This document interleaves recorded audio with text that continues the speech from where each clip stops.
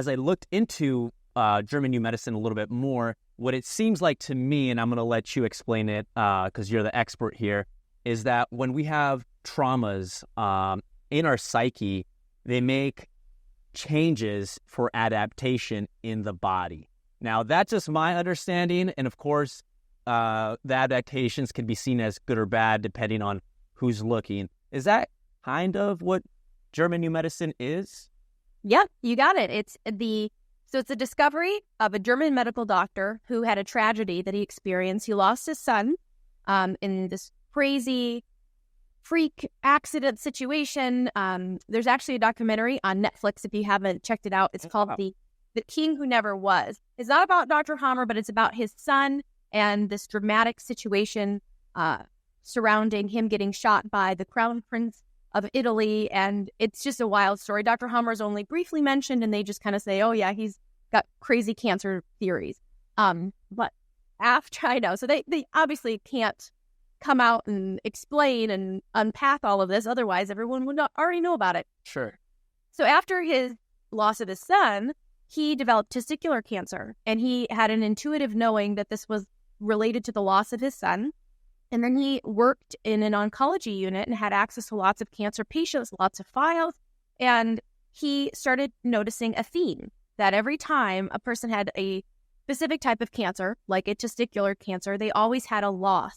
Every woman who had a cervical cancer had some type of sexual frustration type of situation she was dealing with. Every woman with glandular breast cancer had a worry. Everyone with lung cancer had a death fright.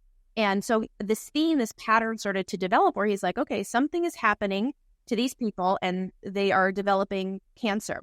And then he looked in the brain, he looked at CT brain scans, and he saw a pattern. He saw that there's a specific location correlated to every specific type of cancer, which correlates to every specific type of traumatic life event. And so he started to put these pieces together. And as he's like figuring this all out, his son is coming to him in dreams saying, yes, you're on the right track. You're figuring it out. There's still more pieces. And so, Dr. Hammer, as he's realizing, have I just been given this vision about how the body develops cancer? And he said he was just weak in the knees as he's realizing this, but he went on to map out every tissue. So I don't know, for those listening, there's a huge map of every tissue in the body, and every tissue has a specific purpose. It derives from a specific tissue origin. It's correlated to a specific area in the brain, and it's correlated to a specific life event, an experience that causes your tissues to adapt. And so that's like the big thing, like you mentioned. Yeah. We used to think that when the body develops a lump or bump, a cancer, that something is gone wrong, there's a mistake that's happening. But what Dr. Hammer discovered is that it's actually a meaningful, intentional adaptation on behalf of the body to improve your ability to survive and to reproduce. So Dr. Hammer, he lost his son. Just think about how much natural basic sense this makes. If you lose a child and you have this shock of loss of your offspring, and he then developed testicular cancer, the cancer isn't something that's a mistake. It's actually nature's way of enhancing his ability to produce another son, to produce another offspring. Oh, interesting. And so so when a person has a death fright conflict and you suddenly there's a wild animal running at you, what do you need in that moment? You need more oxygen in your blood. And so the thing that we call lung cancer is the lung proliferating extra alveoli, so you can absorb more oxygen in that moment so you can get out of that dangerous situation. And so when you see the meaning, that's the beauty of this map of understanding that the body doesn't do anything for no reason.